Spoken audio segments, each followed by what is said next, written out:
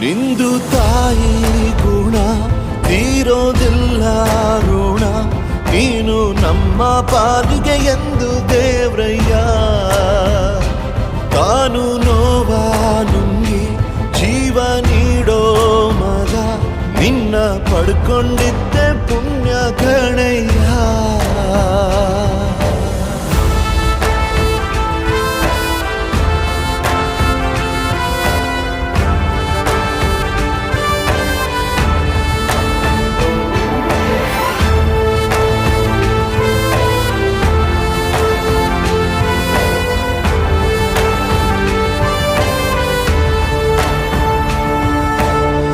ಅನ್ನ ಕೊಡೋ ಭೂಮಿನು ಹೊಗಳುತ್ತಿದೆ ನಿನ್ನನ್ನು, ಊರನ್ನೇ ಬೆಳಗೋ ವಜ್ರ ನೀನು.